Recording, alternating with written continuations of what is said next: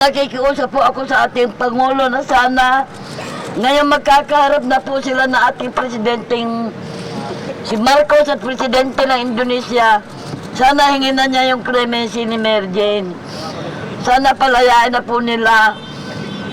Dahil matagal na po nagdoon si anak ko na walang kasalanan. Bakit? Ano po ang dahilan para pabayaan nila magtagal sa kulungan? Umami na po yung talagang may-ari na kakulong na, natulan na. Sana palayain na po nila. Yung bagay dodo naman.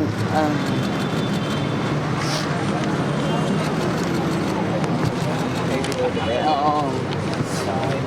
Ay, nahulog. Kagalang-galang na Pangulong Widodo.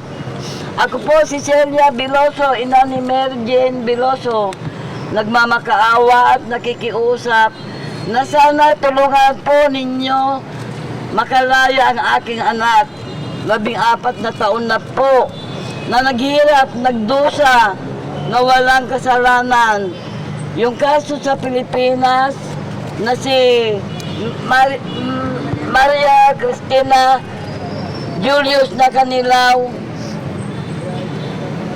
ay umamin na po, nabasahan na ng guilty at nahatulan ng habang buhay.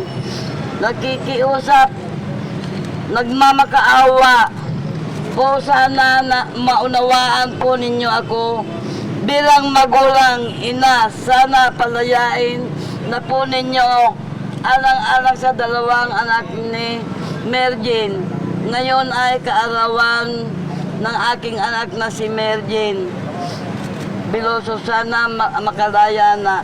Yan na po ibigay ninyong aginaldo niya. At yan na po ibigay niyong regalo sa kanyang kaarawan ngayon, ang kanyang kalayaan. Maraming salamat po. Matagal ng panahon na talaga pong hindi po nila inisikaso. Kasi po, ngayon dapat andyan na si Widodo at saka presidente natin dito na mag-uusap na sila na sana bigyan na po, masabi na ni President Bongbong Marcos na kay Widodo na bigyan na ng clemency ang aking anak para makauwi na po siya. May panawagan po ba kayo kay Pangulong Widodo na mag-step down na baka hindi pa rin ma-resolve? Papalitan dahil mapapalitan si Sana po bago mapalitan ang presidente ng Indonesia na si Widodo, sana po ibigay na niya ang clemency sa aking anak para makauwi na po siya bago siya bumaba. Opo, yung hinihingin po ni Pangulong Bongbong Marcos po yung clemency na hinihingi po namin kay Pangulong Widodo po.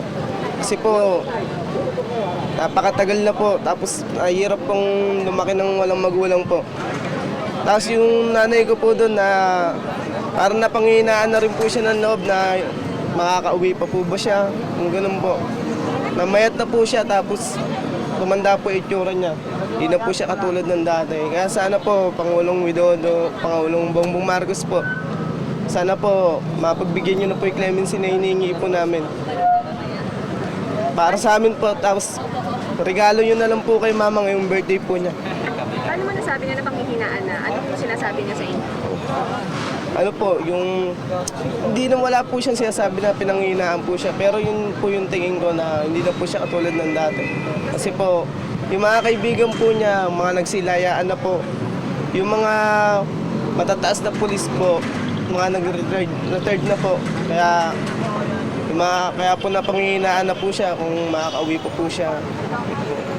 Bilang panganay niya, anong reaksyon mo dun sa sitwasyon ng nanay mo na medyo pumayat ka mo, pinanghihinaan ng puto? Masakit po na makita siyang ganun.